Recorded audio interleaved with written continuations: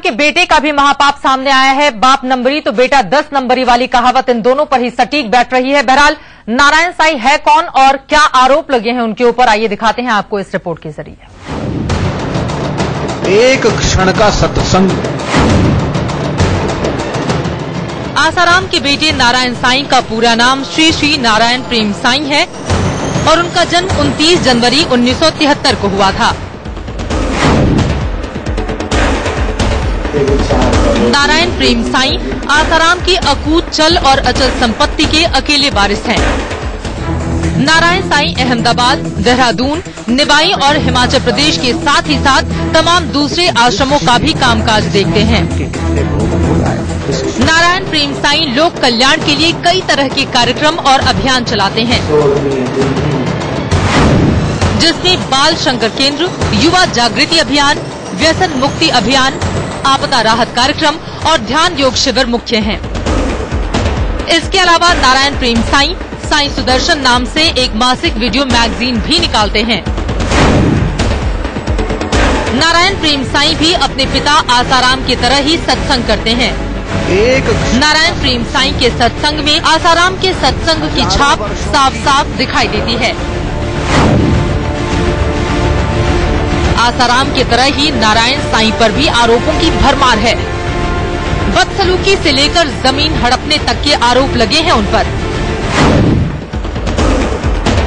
ताजा मामला इंदौर का है, जहां एक महिला ने नारायण साईं पर बदसलूकी और धोखाधड़ी का सनसनीखेज आरोप लगाया है।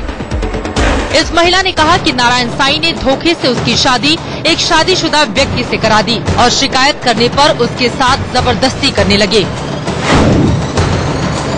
आसाराम और उनके बेटे नारायण साईं के पूर्व पीए महेंद्र चावला ने सनसनीखेज खुलासा करते हुए कहा था कि आसाराम और उनके बेटे नारायण साईं अपने आश्रम में काला जादू करते हैं। आसाराम के आश्रम में 2 बच्चों की संदिग्ध मौत की जांच के लिए बने डीके त्रिवेदी कमीशन के सामने महेंद्र चावला ने ये आरोप लगाए थे। नारायण साईं पर कच्छ जिले के अबडासा तहसील से किसान होने का फर्जी प्रमाण पत्र बनवाने का भी आरोप है। हिम्मतनगर तहसील के पेढ़माला और राजपुर गांव की 600 एकड़ से ज्यादा जमीन हड़पने का आरोप नारायण साईं पर लगा था। किसान होने के फर्जी प्रमाण पत्र के आधार पर नारायण साईं और उनके रिश्तेदारों ने जमीन अपने नाम करवा ली। शिकायत मिलने के बाद जिला कलेक्टर ने जमीन को सरकार के कब्जे में लेने का आदेश दिया।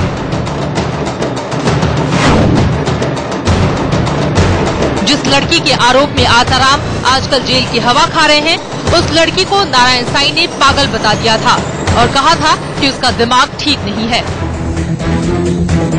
इंडिया न्यूज के लिए इंदौर से एहतियाब शेख की रिपोर्ट।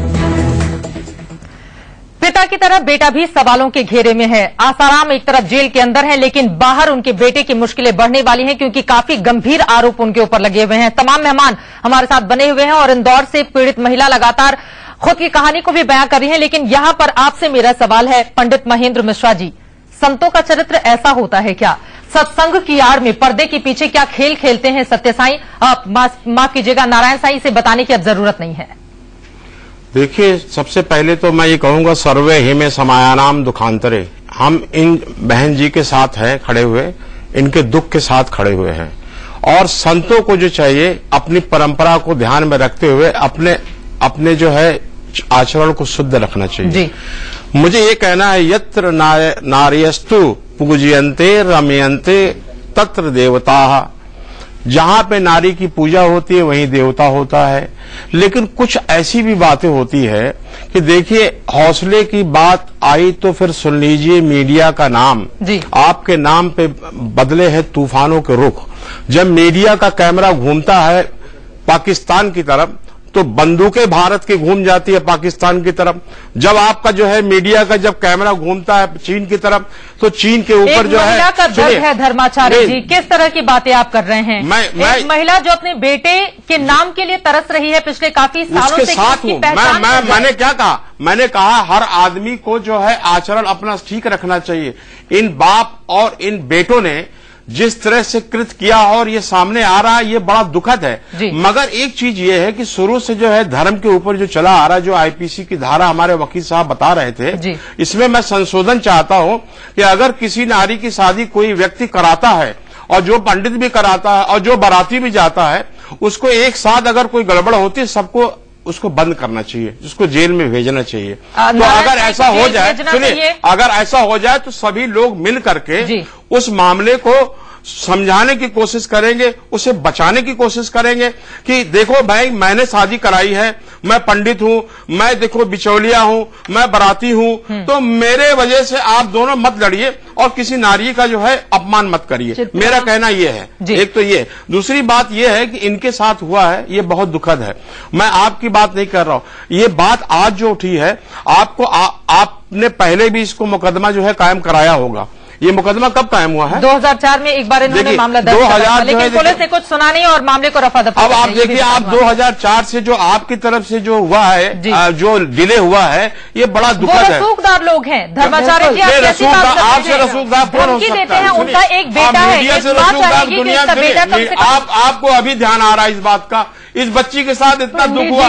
देखिए, एक छोटा सा बच्चा, जिस टाइम धरती में एक बच्चा आता है वो भगवान का रूप आता है, इसके बच्ची के पेट में वो भगवान का रूप है, और उसको जो आप बचाने के लिए आपने 10 साल लगा दिए। और वकील साहब आज बैठे हैं यहाँ करके, इसके पहले वकील साहब कहाँ थे? मैं ये कहना चाहता हूँ। कैसी बातें करते हैं? हमारे बगल में ये बैठे हुए हैं। अगर यहाँ पर पुलिस चक्र की भी बात करते हैं महेंद्र प्रसाद जी, तो शायद कहीं ज्यादा बेहतर होता। लेकिन क्योंकि ये मामला पहले होना चाहिए था, ये पहले होना चाहिए था, उस आदमी को पहले जेल जाना चाहिए था। आपको क्यों आ गए? कैसी बातें कर रहे हैं? जेल तो जाना चाहिए, बिना सोचे समझे आपको पता नहीं। आज ये बात क्यों उभर के आ रही है? आज क्यों आई है, बताइए। स्वामी चक्रपाणी, क्या संतों का चरित्र ऐसा होता है, एक महिला के साथ न सिर्फ धोखाधड़ी बल्कि उसके गर्भ में पल रहे बच्चे को गिरा देने की बात और फिर जान से मारने की धमकी। नारायण साईं के इस करतूत पे आप क्या कहेंगे? मैं एक तो पहले आपको बता दूं, संत जो शब्द का प्रयोग कर रही है, संत किसी व्यक्ति का नाम नहीं होता, संत एक भाव है और वो किसी में भी हो सकता है, चाहे वो पैंट शर्ट पहना हुआ, चाहे वो किसी गृहस्थ रूप में हो या गिरुआ रूप में हो।